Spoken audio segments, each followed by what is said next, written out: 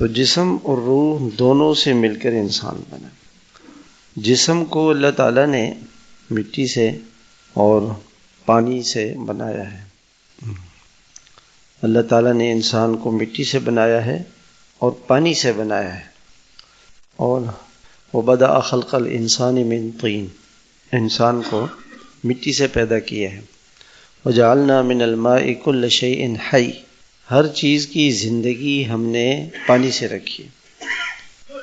تو انسان کی جسم کی جو ضرورتیں ہیں وہ ظاہری چیزیں جو ہیں اس کا تعلق بھی زمین سے ہے۔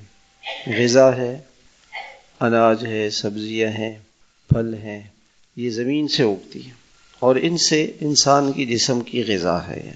اگر جسم کو غذا نہیں ملے گی، جسم کمزور ہو جائے گا، تو چل نہیں سکے گا، اور کھڑا نہیں ہو سکے گا، اور بیٹھ نہیں سکے گا، ہاتھ نہیں اٹھا سکے گا۔ جسم کمزور ہو گیا ہے۔ ایسی جسم کو بیماری بھی لگتی ہے، بیمار ہو جائے تو آدمی کھڑا نہیں ہو سکتا۔ بعض بیمار ایسے ہوتے ہیں کہ وہ اپنے اوپر چادر بھی نہیں ڈال سکتے، کروٹ بھی نہیں لے سکتے، ایسی بیماری ہوتی ہے۔ تو جسم کی ضرورت ہے غذا، اور بیماری لگے تو اس کی ضرورت، اس کا علاج ہے دوا۔ ایسے ہی روح کی جو غذا ہے وہ روح اللہ کی طرف سے آئی ہے۔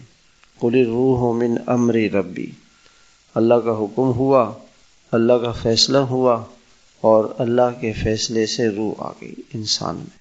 اب روح اوپر سے آئی ہے تو اس کی غذا بھی ہے، اور روح کی غذا کیا ہے؟